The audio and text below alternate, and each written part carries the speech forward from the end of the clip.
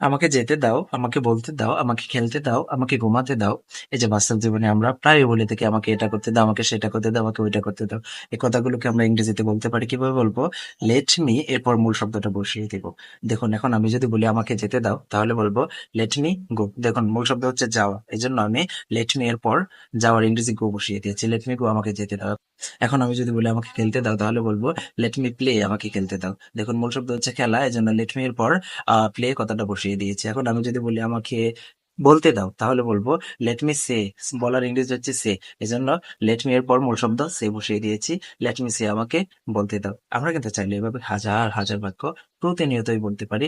Let me এর পর মূল শব্দটা বসিয়ে দেবো। এখানে আরেকটু আমরা মডিফাই করতে পারি। দেখুন এতক্ষণ তো বলেছি আমাকে করতে দাও, আমাকে বলতে দাও, আমাকে লিখতে দাও, আমাকে খাইতে দাও, আমাকে পড়তে দাও। এখন এটা আমাকে না বলে আমি যদি বলি তাকে লিখতে দাও, তাকে পড়তে দাও, তাকে খাইতে দাও, তাকে ঘুমাতে দাও, তাকে খেলতে দাও, তাহলে কি করব? এই যে সবকিছু ঠিক থাকবে। লেট মি, শুধু এই মি না বসিয়ে লেট হিম বসিয়ে দিব। অর্থাৎ লেট হিম এর পর মূল শব্দটা বসিয়ে দেব। তাকে বলতে দাও, তাকে করতে দাও, তাকে গাইতে দাও। তাহলে লেট হিম এরপর মূল শব্দটা বসিয়ে দিব। আর যদি বলি আমাকে বলতে দাও, আমাকে গাইতে দাও, আমাকে ঘুমাতে দাও, তাহলে বলবো লেট মি এরপর মূল শব্দটা বসিয়ে দেবো। এই পার্থক্য। তাহলে হাজার হাজার বাক্য আমরা প্রতিনিয়ত বলতে পারি এভাবে।